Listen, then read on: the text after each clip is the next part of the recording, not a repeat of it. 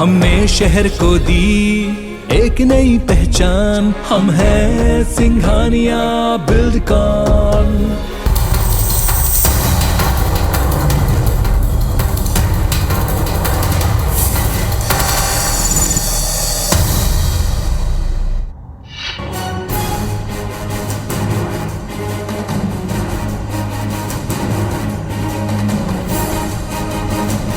तो महानतीजों का दिन है। 5 राज्यों के चुनाव की गिनती शुरू हो चुकी है और इसके साथ साथ काउंटडाउन भी शुरू हो चुका है कि आखिर किसके माथे सजने जा रहा है इस बार सत्ता का ताज। गोवा में बीजेपी 14 से और कांग्रेस 17 सीटों पर रुझानों का ये सिलसिला है। गिनती शुरू हो चुकी है और गिनती के साथ साथ उम्मीदवारों की धड़कनें भी बढ़ रही हैं क्योंकि 5 राज्यों में काउंटिंग शुरू हो चुकी है। रुझान हम आपको दिखाते जा रहे हैं। सबसे ऊपर सबसे ज्यादा नजर जिस पर है कि उत्तर प्रदेश के चुनाव पर हाथ किसके लगने वाली है सत्ता, क्योंकि ये समझा जाता है कि उत्तर प्रदेश जिसके हाथों जाता है आने वाले समय में दिल्ली की राह भी उसी राह से होकर गुजरती है। ऐसे में सबसे ज्यादा नजर सबसे ऊपर जो उत्तर प्रदेश के आंकड़े हैं वो हम दिखाते चलेंगे और इस पर पल पल की अपडेट IBC 24 पहुंचा रहा है। हमारे संवाददाता लखनऊ में मौजूद हैं स्टार जैन के पास हम सीधे चलते हैं। स्टार, उम्मीदवारों के दिल की धड़कनें बढ़ी हुई हैं क्योंकि काउंटिंग शुरू हो चुकी है, क्या स्थिति है अभी वहां?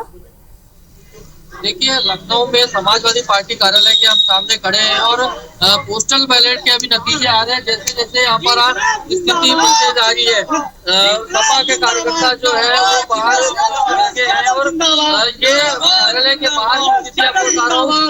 आपको उत्साह नजर आ रहा है, कुछ कार्यकर्ताओं से बात करते हैं, क्या लग रहा है आपको? तो पंजाब से भी अब प्रतिक्रिया आ रही है, ये भी हम आपको दिखाते हैं। पता लोगों का कि एक मौका आम आदमी पार्टी को देना है, इस बार लोगों ने मन बना लिया था और आज कुछ घंटों में वो नतीजे सामने। जश्न बड़ा होगा क्या? बिल्कुल, बहुत बड़ा जश्न होगा। पूरा पंजाब, पूरी दुनिया पंजाब क्योंकि नए राह पर आज से चलना शुरू होगा तो पूरी दुनिया इस चीज की पूरी तैयारियां जी, दिल्ली से लेकर पंजाब से लेकर हर जगह पर तैयारियां हैं। Thank you. बिल्कुल जी, सारी दुनिया च जो भी बंदे पंजाब नाल संबंध रखते हैं, पंजाब नूं प्यार करते हैं, मैनूं लगदा कल राती सुत्ते नहीं होने। हर बंदे का ध्यान आज नतीजे वाली है। आज बिल्कुल जी, सारे लोग संपर्क में एक दूसरे के साथ। थैंक यू, बहुत बहुत धन्यवाद। तो स्टार हमारे साथ में बने हुए हैं, सीधे हम लखनऊ चलते हैं। स्टार, जैसा कि मैं जानना चाह रही थी कि अभी क्या स्थिति है और चूंकि पोस्टल बैलेट की गिनती चल रही है, ऐसे में क्या तैयारियां हैं वहां पर और लोगों की क्या प्रतिक्रिया देख पा रहे हैं आप? देखिए, मैं बता दूं कि लखनऊ में समाजवादी पार्टी कार्यालय के बाहर आप खड़े थे और पूरे आप देखेंगे कि रोड पे ही बाहर सुबह से ही सपा के कार्यकर्ता यहाँ पर आ चुके हैं और कहीं न कहीं उत्साह बहुत ज्यादा है। क्या कहेंगे जो रुझान दिख रहा है? हाँ, बिल्कुल अच्छे हैं, फेवर में है, इंशाल्लाह सरकार हमारी बनेगी। देखिए, क्या सोचते हैं आप लोग? कितना 300 पार हम लोग जा रहे हैं। बहुत जबरदस्त जीत हो रही है हम लोगों की सपा की। देखिए, सपा कार्यालय के बाहर है, कार्यकर्ता जो है और जो रुके हैं और आपको रास्ते में भी दिखाऊंगा तो काफी संख्या में लोग यहाँ पर आज पहुंचे हुए। आम नागरिक जो है, लखनऊ की जनता है, वो कार्यालय के बाहर पहुंची हुई है पल पल के अपडेट के लिए, क्योंकि बड़ा चुनाव ये है लखनऊ का, उत्तर प्रदेश का, और खासकर इसीलिए जो नेट टू नेट फाइट चल रही है।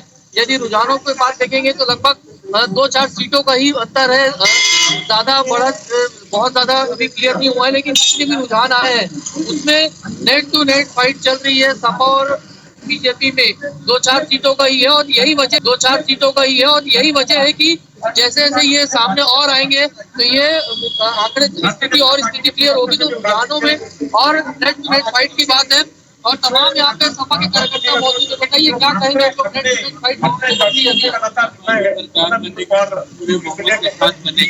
थोड़ा इंतजार क्या लग रहा है? इतना बीजेपी भी लगभग आगे पीछे चल रही है।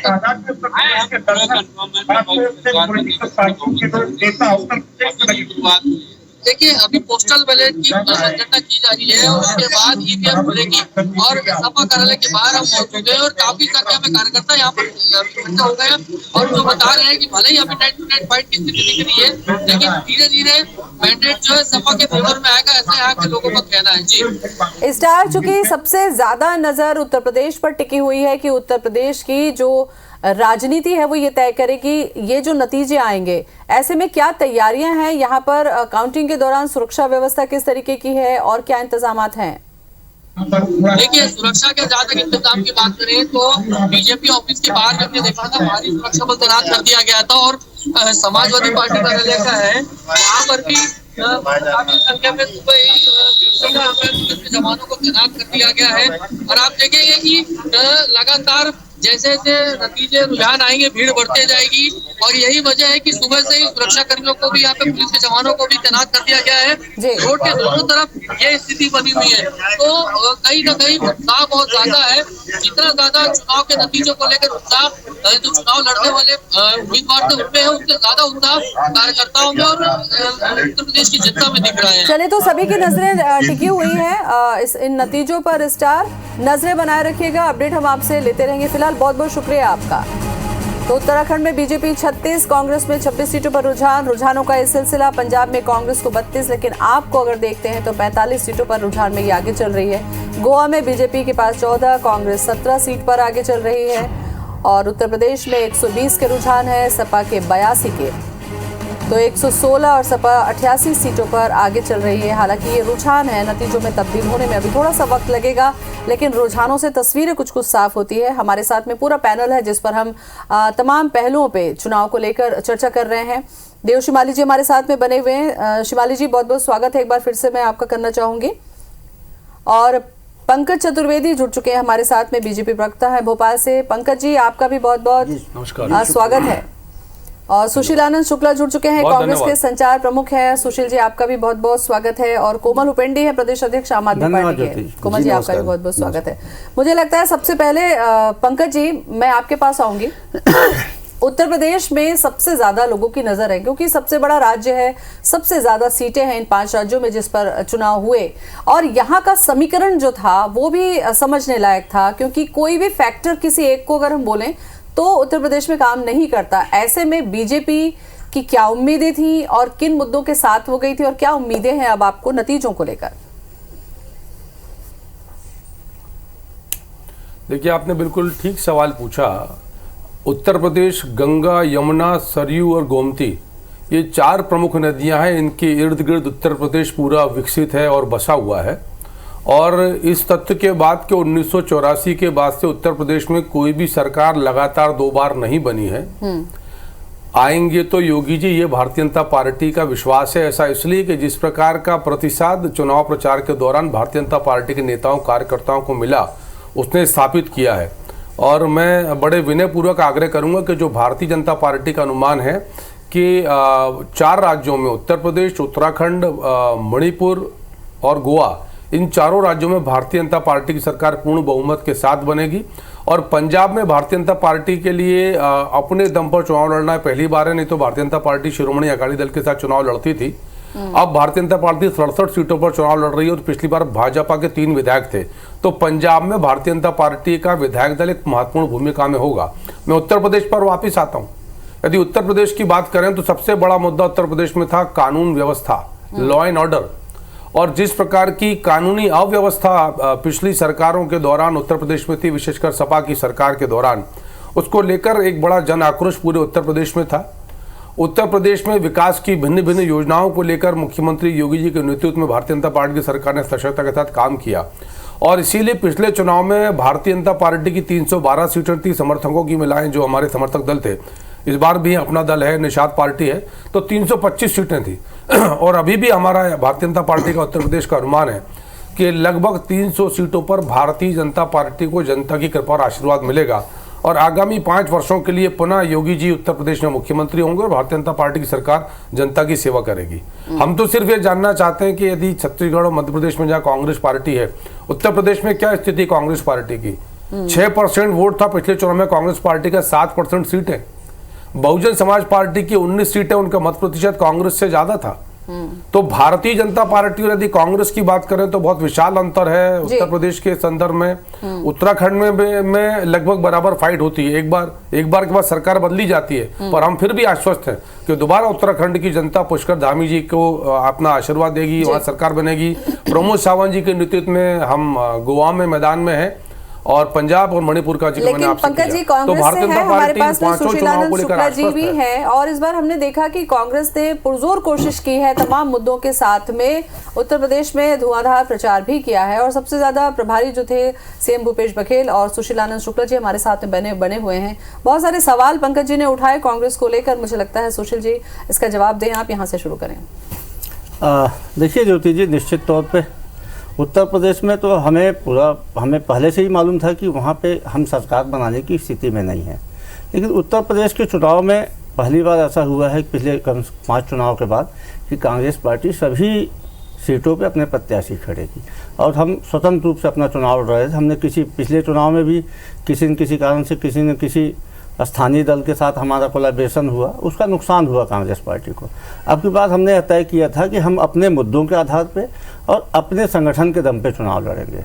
निश्चित तौर पे उसका फ़ायदा होते दिख रहा है। आज हमारा संगठन उत्तर प्रदेश में फिर से पूरी तरीके से खड़ा हुआ और विधानसभा चुनाव में हम वहाँ की जनता को विकल्प के रूप में अपने आप को प्रस्तुत करने में उस ढंग से सफल नहीं हुए। इस चीज़ का एहसास हमें था, लेकिन जिस प्रकार से जनता बोल रही है कि कांग्रेस पार्टी जिस गंभीरता से इस चुनाव में आई है और जिन मुद्दों के आधार पर आई है, उसका आने वाले समय में आप देखिएगा लोकसभा चुनाव में उसका एक बेहतर परिणाम मिलेगा।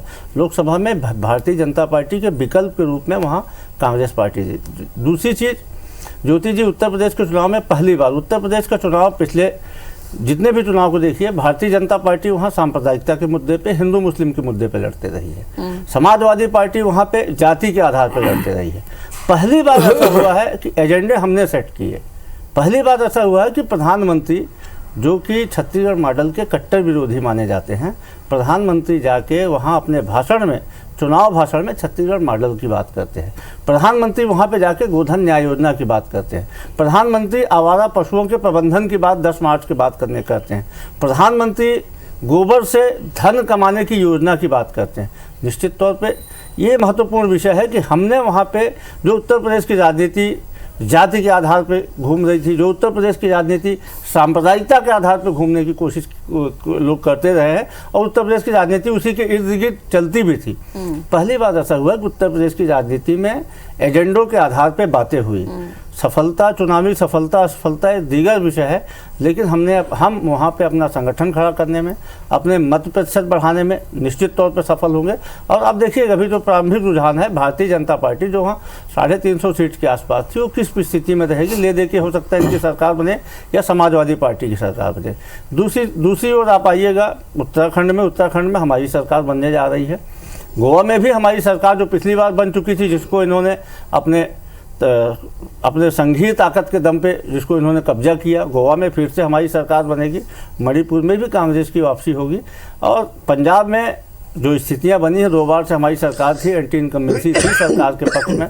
कुछ स्थानीय परिस्थितियां भी थी वहाँ पे, जिस प्रकार से कैप्टन और सिद्धू तमाम तरीके के समीकरण चले, उसके कारण पार्टी को नुकसान हुआ है। लेकिन ओवरऑल पूरे 5 राज्यों को चुनाव को देखेंगे तो निश्चित तौर पे कांग्रेस पार्टी ने बेहतर किया है, इससे और ज्यादा अच्छा हो सकता था। चलिए सुशील जी, जब तक के नतीजे नहीं आ जाते हैं टोटल काउंटिंग होने के बाद तब तक आशा करना सभी का अधिकार है, सभी अपने अपने सरकार की बातें रख सकते हैं। कुछ मुद्दे उठाए थे पंकज जी, सुशीलानंद शुक्ला ने, उनका जवाब मैं आपसे लूंगी, लेकिन आपकी भी स्थिति पर हम चर्चा करेंगे क्योंकि हमारे साथ में कोमल उपेंडी जी यहाँ पर बने हुए हैं। कोमल जी, अगर इन चुनाव को देखें, 5 राज्यों के चुनाव में पंजाब में ही ऐसी क्या रणनीति रही आपकी जहां पर सीटें जो है वो ज्यादा जा रही है, या रुझान की हम बात करते हैं तो रुझान में आप पार्टी ज्यादा चल रही है? देखिए, पूरे देश की हम बात करें तो आम आदमी पार्टी देश के इतिहास में एक पहली पार्टी है जो 2012 में बनने के बाद लगातार पूरे देश में इस पार्टी की लोकप्रियता बढ़ रही है। माननीय अरविंद केजरीवाल जी जो काम की राजनीति की शुरुआत इस देश में किए हैं, निश्चित रूप से सारा देश इसको स्वीकार कर रहा है। और पंजाब की हम बात करें, पंजाब के लोग चाहते हैं कि जिस तरह से दिल्ली में जिस तरह से अरविंद केजरीवाल जी की सरकार ने काम करके दिखाया है, चाहे शिक्षा के क्षेत्र में हो, स्वास्थ्य के क्षेत्र में हो, महिला सुरक्षा के क्षेत्र में हो, पंजाब की जनता भी चाह रही है कि आज दिल्ली की तर्ज पर पंजाब में सरकार बने। और उन्होंने भगवंत मान जी के नेतृत्व में जो आम आदमी पार्टी वहाँ चुनाव लड़ रही है, निश्चित रूप से इस बार मजबूती से पूर्ण बहुमत के साथ सरकार बनाने के लिए पंजाब की जनता तैयार है। इसके अलावा बाकी अन्य राज्यों की हम बात करें, चाहे हम उत्तराखंड की बात करें, गोवा की बात करें, उत्तर प्रदेश की बात करें, वहाँ की जनता भी आज हमको सरकार बनाने की स्थिति में तो नहीं, किंतु आज हमें राष्ट्रीय पार्टी के रूप में स्थापित करने के लिए गोवा की जनता भी हमें आशीर्वाद देने जा रही है, उत्तराखंड की जनता भी आशीर्वाद दे रही है। चलिए, पंजाब में ऐसे कौन से मुद्दे थे जिसको आम आदमी पार्टी ने नजर रखा और उस पर उसको अच्छा प्रतिसाद मिल रहा है?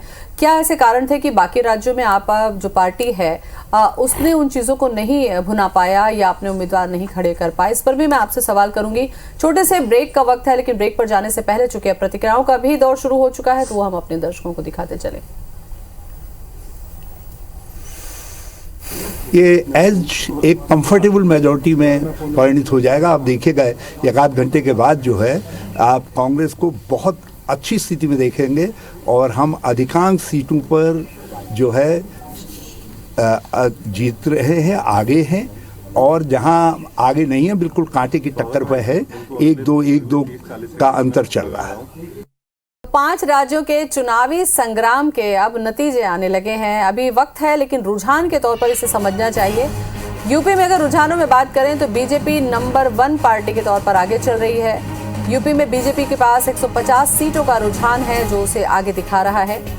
और पंजाब में बात करें तो यहाँ पर आपको साफ तौर पर बढ़त मिलती दिख रही है, हालांकि रुझान है ये। और उत्तराखंड और गोवा में कांटे की टक्कर चल रही है। ये एक समझने वाली बात होगी, क्योंकि कांटे की टक्कर है मतलब बराबरी की चीजें चल रही है। यूपी में रुझानों में बीजेपी नंबर 1 पर चल रही है। बहुत सारे ऐसे समीकरण थे इस बार सभी की नजरें थी और अलग अलग पैरामीटर्स थे, अलग अलग समीकरण थे, अलग अलग मुद्दे थे जो इस बार देखने को मिल रहे थे कि आखिर कौन सी ऐसी चीज होगी जो प्रभावी होगी और जनता उसको लेकर वोट डालेगी। इसी पर लगातार हम चर्चा भी कर रहे हैं। हमारे साथ में खास पैनल है। हमारे साथ में पंकज जी भोपाल से हैं, देव शिमाली जी ग्वालियर से हमारे साथ में बने हुए हैं और हमारे 2 गेस्ट हमारे स्टूडियो में बने हुए हैं। पंकज जी के पास जाऊं उसके पहले मैं शिमाली जी आपके पास आना चाहूंगी। वरिष्ठ पत्रकार हैं, चुनावी राजनीति को काफी बारीक नजर से देखते हैं, समझते हैं। जैसा कि बीजेपी से जो सवाल मैंने किया था और सुशीलानंद शुक्ला जो कि कांग्रेस के प्रवक्ता हैं उनसे भी मैंने पूछा था, यूपी जो है जैसा कि हमने कहा, इन्होंने कहा कि सुशीलानंद शुक्ला जी का कहना है कि बीजेपी जो है वो धर्म के मुद्दे पर या हिंदू और मुस्लिम के मुद्दे पर लड़ती है, लेकिन इस बार कांग्रेस ने वहां पर एजेंडा दिया है, कुछ ऐसे महत्वपूर्ण बातें रखी है, चाहे वो किसानों की बात हो, चाहे वो गोबर से जो चीजें छत्तीसगढ़ में बन रही है जो कि राजनीति का बड़ा हिस्सा है आर्थिक तौर पे मजबूती का, वो एजेंडे दिए हैं। आपको लगता है कि बीजेपी अगर आगे चल रही है तो इसके क्या मायने निकाले जाएं फिर?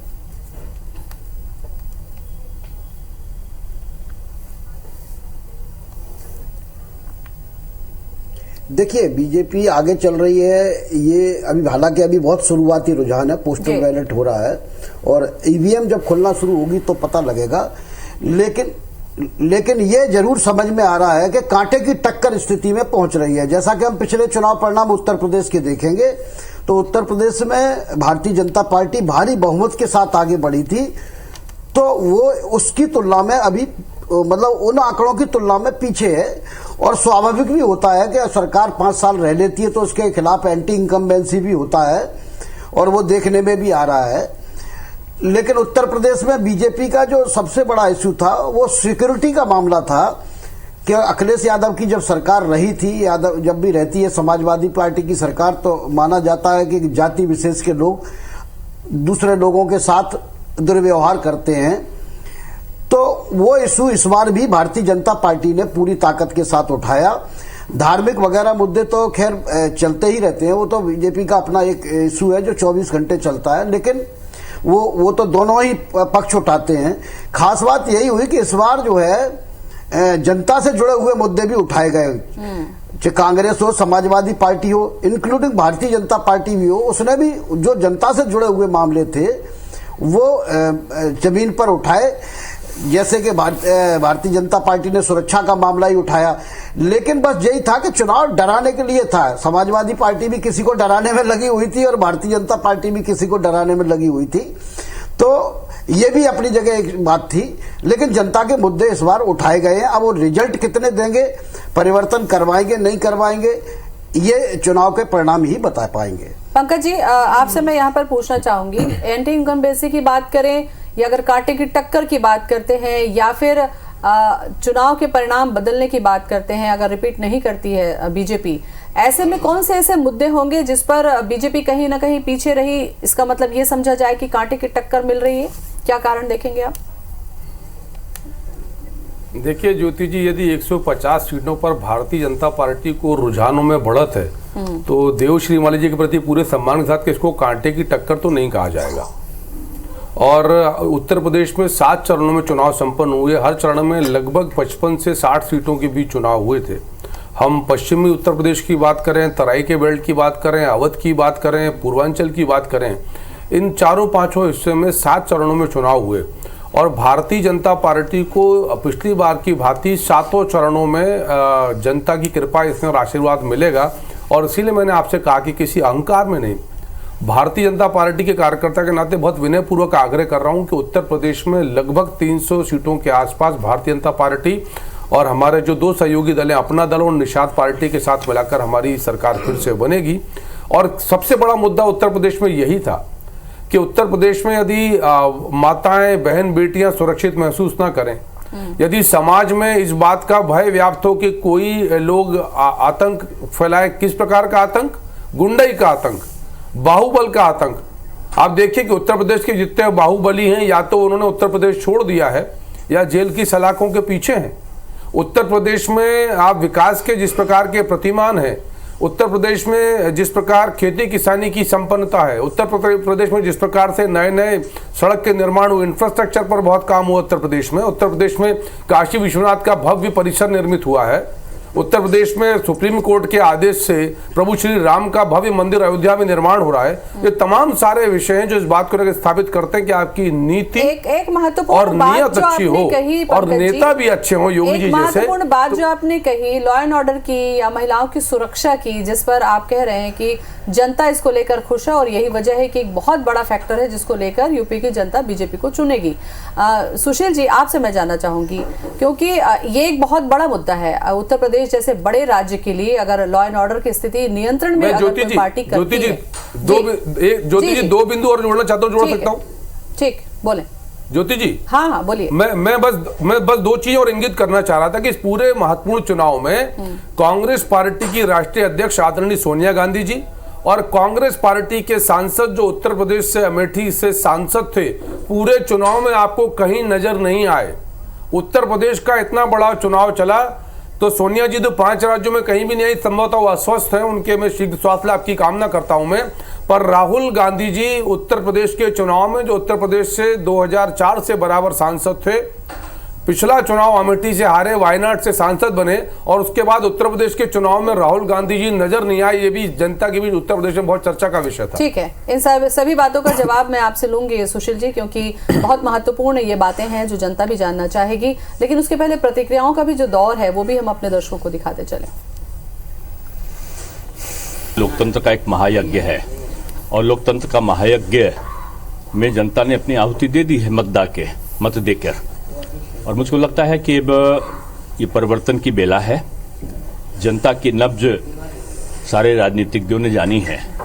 ये चुनाव जनता ने स्वयं लड़ा है और मैं कह सकता हूं कि निश्चित रूप में लोकतांत्रिक परंपराओं की, सनातन संस्कृति के अनुरक्षण की और राष्ट्रवाद की विजय होगी। हम डिस्टिंक्शन के साथ पास होने जा रहे हैं, पूरे डिस्टिंक्शन के साथ, और अच्छे अंक हमें मिलेंगे क्योंकि हमने बातें ही भगवान को याद करके, हमारा तो पूरा कैंपेन ही 4 धाम 4 काम पर केंद्रित था। 3 तिगाड़ा काम बिगाड़ा का समय हो गया खत्म, अब 4 धाम 4 काम की आज हो गई शुरुआत। रिजल्ट आने दो, सभी को ब्रीफ करेंगे, थोड़ा इंतजार करो। उम्मीद तो दुनिया कायम है। हाँ जी, सानू भी बहुत उम्मीद है कि पंजाब के लोगों ने बदलाव लिए वोटां पाईਆਂ। जनता ने आशीर्वाद दिया है। भारतीय जनता पार्टी प्रचंड बहुमत की सरकार लेकर वापस आ रही है। आदरणीय मोदी जी के कार्य, आदरणीय योगी जी के कार्य, देश में जिस तरह से कोरोना काल में आदरणीय मोदी जी ने तेजी के साथ में काम किए और 80 करोड़ लोगों को राशन देने का काम किया, वहीं उत्तर प्रदेश में डबल इंजन की सरकार ने 15 करोड़ लोगों को मुफ्त राशन देने का काम किया, वैक्सीनेट कराया है। तो ये अपने आप में अभूतपूर्व कार्य हुए हैं। और खास करके उत्तर प्रदेश की सबसे बड़ी चिंता थी लॉ एंड ऑर्डर, उसको लेकर आदरणीय योगी जी ने पूरी तरीके से प्रतिबद्धता से काम किया है, जिसकी वजह से आज हमारी माताएं बहनें सुरक्षित हैं, व्यापारी सुरक्षित हैं। कि हम 300 के पार जो बार बार कह रहे थे, वो इसलिए कह रहे थे कि हमको अपनी जनता पर विश्वास है और जनता को भारतीय जनता पार्टी पर विश्वास है। तो लोकतंत्र के लिए एक बड़ा दिन है, क्योंकि 5 राज्यों के लिए 5 सालों की सत्ता किसके हाथों में जाने वाली है, ये कुछ घंटों में तय होगा। छोटे से ब्रेक के लिए रुकेंगे, जल्द लौटते हैं।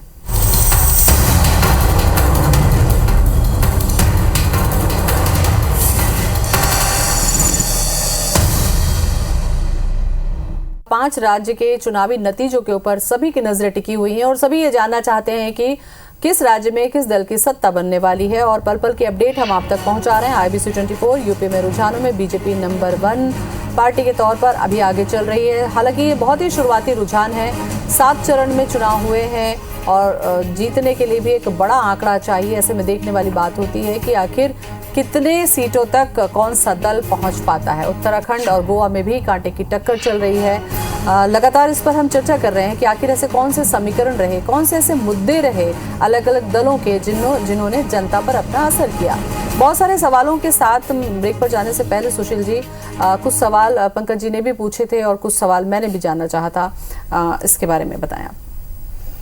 देखिए ज्योति जी, यदि इन जो अभी रुझान आ रहे हैं पूरे देश भर के 5 राज्यों के रुझानों को आप देखेंगे तो एक चीज़ तो स्पष्ट हुई है कि देश में मोदी की लोकप्रियता कम हुई है। जिस प्रकार से भारतीय जनता पार्टी एक हाइप दे रही थी मोदी जी की लोकप्रियता, क्योंकि मोदी जी के सामने कुछ नहीं है, उनकी आंधी है।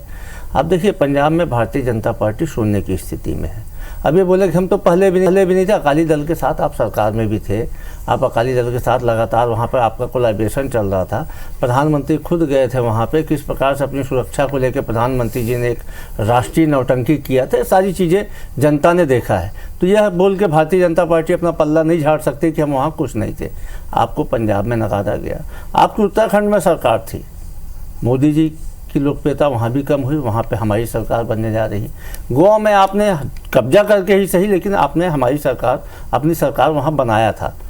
तो देश के प्रधानमंत्री के रूप में आप देखेंगे कि मोदी जी उत्तर प्रदेश जैसे राज्य में जहाँ पे कि लगातार बड़ा आधार था, 300 से अधिक सीटें थी आपकी, और आज स्थिति है कि आप संघर्ष कर रहे हैं। तो समन्वित रूप से कहीं न कहीं भारतीय जनता पार्टी की स्थिति गड़बड़ाई है। निश्चित तौर पे प्रमुख विपक्षी के रूप में हम जो जिस प्रकार से रुझान आ रहे हैं, हमारी स्थिति संतोषजनक है। ठीक है, उत्तर प्रदेश में हम सरकार बनाने की दूर दूर तक स्थिति में नहीं है, लेकिन उसके बावजूद भी यदि आप पूरी तरीके से विश्लेषण करेंगे, जिस प्रकार से वहाँ पे कार्यकर्ताओं को हमने खड़ा किया, जिस प्रकार से संगठन को खड़ा किया, और लगातार वहाँ पे पिछड़ने के बाद जिस स्थिति में हम पहुँच रहे हैं वो संतोषजनक है। दूसरी सबसे महत्वपूर्ण बात यह है कि इस देश के इतिहास में पहली बार ऐसा हुआ है कि कांग्रेस पार्टी ने आधी आबादी को केंद्रित किया चुनाव में।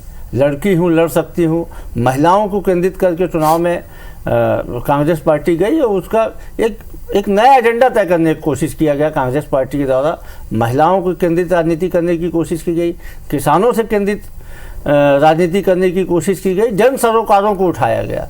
जब भारतीय जनता पार्टी वहाँ पे तमाम तरीके की सांप्रदायिकता तरीके ओवैसी के नापाक गठबंधन के साथ जिस प्रकार से वहाँ पे हिंदू मुस्लिम करने की कोशिश की गई, तमाम तरीके की चीजें करने की कोशिश भारतीय जनता पार्टी ने शुरुआत में किया, बाद में फिर उनको आना पड़ा, बाद में उनको जन सरोकारों में आना पड़ा। बहुत सारे मुद्दे हैं सुशील जी, मुझे लगता है जो हमें चर्चा करनी चाहिए और हम करेंगे भी। लेकिन IBC 24 पल पल की अपडेट पहुंचाने के लिए हमारे संवाददाता जो है वो लखनऊ पहुंचे हुए हैं, राजेश मिश्रा, स्टार जैन, और तमाम मुद्दों पर पल पल की अपडेट हम आप तक पहुंचा रहे हैं। राजेश हमारे साथ में जुड़ चुके हैं। राजेश, अब तक का क्या अपडेट है? देखिए, अगर आप पूरे उत्तर प्रदेश की बात करें तो जो हमारे तक जानकारी मिल रही है, लगभग 150 से 150 से 160 सीटों पर भारतीय जनता पार्टी आगे चल रही है। लगभग 80-85 सीटों पर समाजवादी पार्टी है और मतलब मुख्य मुकाबला अगर उत्तर प्रदेश में माना जाए तो भारतीय जनता पार्टी और समाजवादी पार्टी में है। अभी हम लखनऊ में खड़े हैं। लखनऊ में मेरे ठीक पीछे आप देख रहे हैं, ये रमाबाई अंबेडकर मैदान है, जहां पर लखनऊ के 9 सीटों की काउंटिंग यहां पर हो रही है। सुबह 5 बजे से मतगणना जो कर्मचारी हैं, पुलिस के लोग यहां पर मौजूद थे। प्रत्येक व्यक्ति जिनके पास था उनको ही अंदर जाने दिया जा रहा था। कड़ी सुरक्षा व्यवस्था के बीच यहां पर मतदान हो रहा है और अब तक जो मतगणना हो रही थी और अब तक जो यहां पर स्थिति है बिल्कुल सामान्य रही, कोई वाद विवाद की स्थिति निर्मित नहीं हुई। हाँ, कुछ देर के लिए प्रवेश को लेकर कांग्रेस जो पोलिंग एजेंट्स हैं उनके बीच में, जो कार्यकर्ता जो काउंटिंग ले जा रहे थे उनके बीच में और मीडिया कर्मियों के साथ थोड़ी बहुत बहस हुई है। अधिकारी आप देख रहे हैं लगातार जो 3 गेट बनाए गए हैं वहां पर जा रहे हैं और बाकायदा स्थिति का लगातार यहां पर जायजा ले रहे हैं। 2500 से अधिक का बल यहां पर तैनात है। और अगर हम बात करें प्रक्रिया की तो डाक मतपत्रों की गिनती की प्रक्रिया जो है लगभग खत्म हो चुकी है। डाक मतपत्र गिने जा चुके हैं। स्ट्रांग रूम 9 जो विधानसभा है उन सभी के जो ईवीएम जहां रखे गए थे स्ट्रांग रूम उनको खोल दिया गया है। आप देख रहे हैं ये एक स्क्रीन लगाई गई है और स्क्रीन में अंदर जो स्थिति है, जो मतगणना जहां पर हो रही है उनकी स्थिति की पूरी अपग्रेड जो है वो स्क्रीन के जरिए बैठकर उस पर नजर रखी जा रही है। अगर हम बात करें तो ये देखिए स्ट्रांग रूम को बाहर काउंटर टेबल तक ले जाने की यहाँ पर तैयारी चल रही है। आप देख रहे हैं बिल्कुल ये सभी स्ट्रांग रूम के दरवाजे आपको यहाँ पर दिख रहे होंगे। तो फिलहाल डाक मतपत्र की गिनती लगभग हो चुकी है, बस उसका फाइनल किया जा रहा है और उसके बाद फिर ये ईवीएम को काउंटर तक ले जाया जाएगा, खोला जाएगा और फिर ईवीएम की गिनती यहाँ पर शुरू होगी। तो थोड़ा सा सुस्त गति से लखनऊ में काउंटिंग हो रही है क्योंकि बाकी जगह रुझान आने शुरू हो चुके हैं और यहाँ पे लखनऊ में अभी स्ट्रांग रूम को टेबल तक जो ईवीएम है उसको टेबल तक ले जाया जा रहा है। एक प्रक्रिया होती है ज्योति की, जो सभी पार्टियों के जो एजेंट्स होते हैं उनकी उपस्थिति में स्ट्रांग रूम को खोला जाता है और फिर उनकी उपस्थिति में उनकी निगरानी में ही जो ईवीएम को टेबल तक लाया जाता है ताकि किसी प्रकार की कोई विवाद की स्थिति निर्मित ना हो।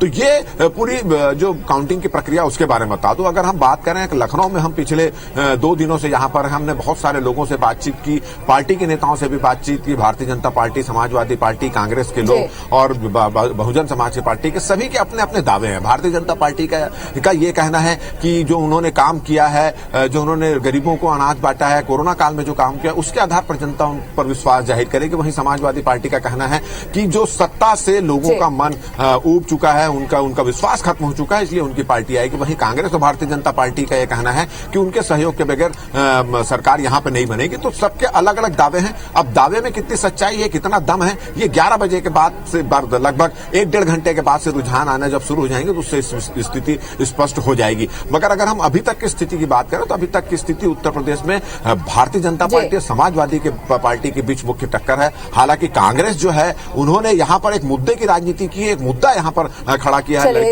इसी पर ही हम चर्चा कर रहे थे राजेश की मुद्दे भी इस बार जनता से जुड़े मुद्दों को भी उठाया गया है। बहुत सारी पेटियां खुलनी बाकी हैं, अभी वक्त लगेगा, तब तक हमें रुझानों से ही अपनी चर्चा आगे बढ़ानी पड़ेगी। नजर बनाए रखिए, अपडेट हम आपसे आगे भी लेंगे। जैसा कि हम चर्चा कर रहे थे, लगातार अलग अलग मुद्दों पर चर्चा हम कर रहे हैं। यहाँ पर शिवाली जी मैं आपसे चर्चा करना चाहूंगी, अगर 5 राज्यों में अगर बात करते हैं तो अलग अलग राज्यों के अपने अलग अलग मुद्दे थे, अलग अलग समीकरण थे। उत्तराखंड को अगर देखा जाए तो 4 धाम 4 काम का इन्होंने किया। उत्तर प्रदेश में बीजेपी ने लॉ एंड ऑर्डर की बात की। गोवा का भी जिक्र सुशीलानंद शुक्ला ने कहा कि भाई कांग्रेस के पास थी, उस पर बीजेपी ने कब्जा कर लिया। ऐसे बहुत सारी चीजों का क्या असर पड़ता है जब जनता वोट डालने जाती है? क्या उनके दिमागों में ये सारी तस्वीरें होती हैं?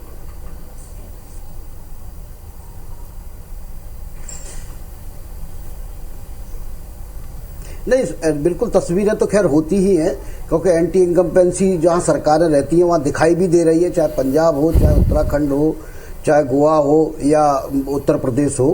लेकिन सबसे बड़ी बात ये रहती है कि दूसरे पर भरोसा कितना किया जाए, ये भी चुनाव में बड़ा मायने रखता है। मैं आपसे नाराज हूं लेकिन आपकी जगह जो सामने खड़ा है वो भरोसेमंद है या नहीं है, ये भी चीज मायने रखती है। और जो मुद्दे एक साथ उठाए जाते हैं, 5-7 मुद्दे उठाए जाते हैं, उनमें सबसे इम्पोर्टेंट क्या लगता है, सबसे जरूरी क्या लगता है वोटर को, ये चीज भी चुनाव में बड़ी निर्णायक साबित होती है। तो जैसे कि उत्तर प्रदेश में भारतीय जनता पार्टी ने जो मुद्दे उठाए, उनमें अगर धार्मिक मुद्दों को अलग भी हटा दिया जाए तो उन्होंने जो लाभार्थी का मुद्दा उठाया कि उन्होंने फ्री में राशन दिया 2 साल, कोरोना काल में जो उन्होंने लोगों की मदद की वो मुद्दा था, सुरक्षा का मुद्दा था। और समाजवादी पार्टी ने जो मुद्दे उठाए कि नई पेंशन स्कीम लागू करेंगे, वो हमको पोस्टल बैलेट में उसका असर देखने को मिला। तो मेन केवल एक मुद्दे पर चुनाव नहीं होता है, जातियां भी अपना काम करती हैं, बाकी लोग भी अपना काम करते हैं, लेकिन सारा कुछ होता इसी बात पर है कि कौन सा मुद्दा उनको 4 में से चुनना है, तो सबसे ज्यादा प्रभावी कौन सा है, सबसे ज्यादा उनके लिए उपयोगी कौन सा है, उस पर आधार करके ही लोग वोट करते हैं। तो यही चुनाव में हमको दिखाई दे रहा है, एंटी इनकम्बेंसी का रुझान दिखाई दे रहा है, क्योंकि जहां जहां जो सरकारें हैं वहां उनका वोट परसेंटेज भी कम हुआ और वहां उनके सीटें भी कम दिख रही हैं।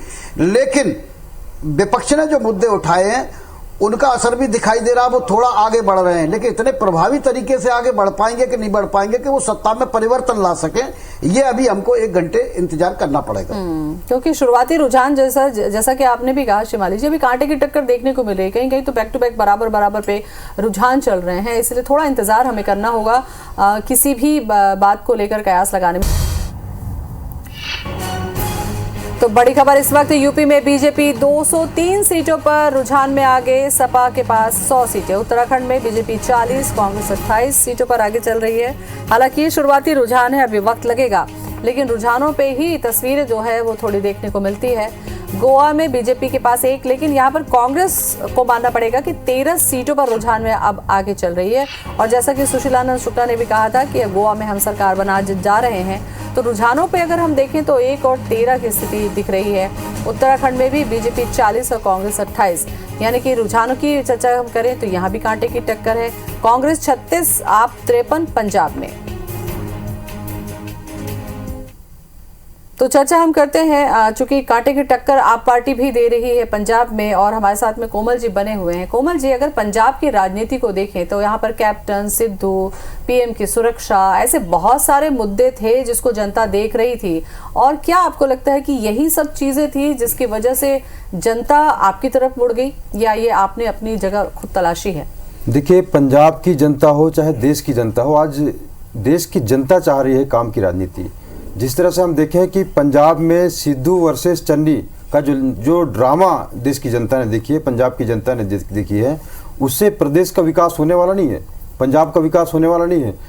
पंजाब के ज़्यादातर लोग आज विदेशों में जाकर रह रहे हैं, पंजाब में बेरोजगारी है, पंजाब में नशा से लोग त्रस्त हैं, और ये काम ना शिरोमणि अकाली दल कर पाई और ना ही कांग्रेस पार्टी कर पाई।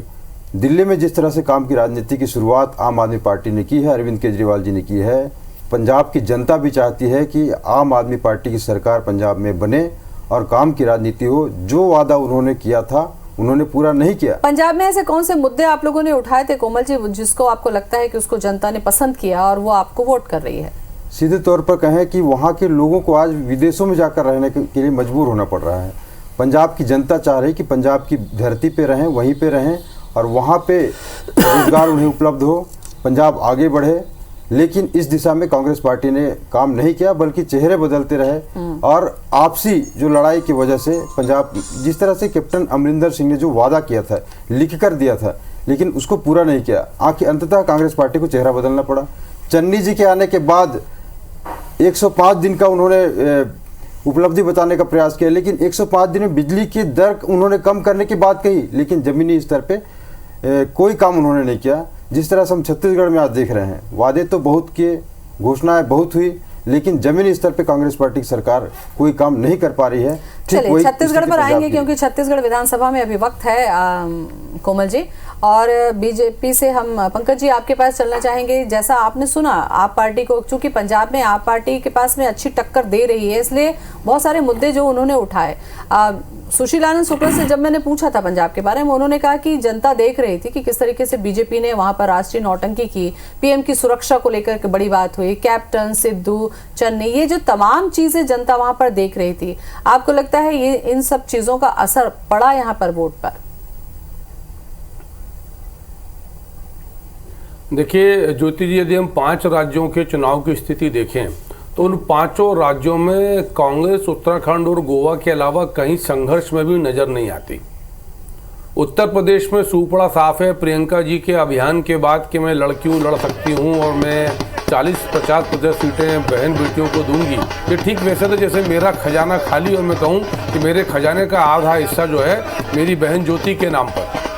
उसी प्रकार से कांग्रेस ने खिलवाड़ किया, आपके पास कुछ है ही नहीं तो पूरा दे दीजिए, क्या अंतर पड़ रहा है उसमें?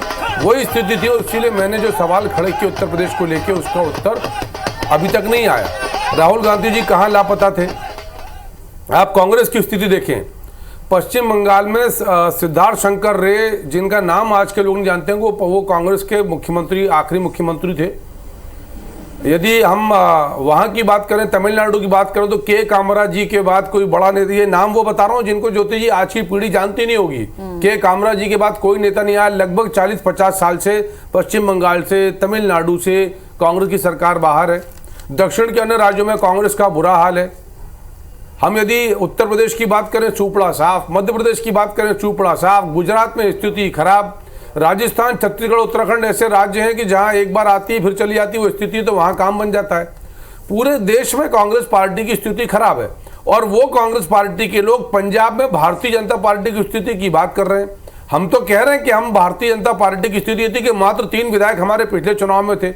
भारतीय जनता पार्टी हमेशा वहां शिरोमणि अकाली दल के साथ खड़ी हुई। पहली बार 67 विधायक भारतीय जनता पार्टी के कमल के चुनाव चिन्ह पर मैदान में है। तो जब पहली बार हम किसी जमीन पर अपनी क्षमताओं के आधार पर खड़े हो रहे हैं तो आने दीजिए परिणाम।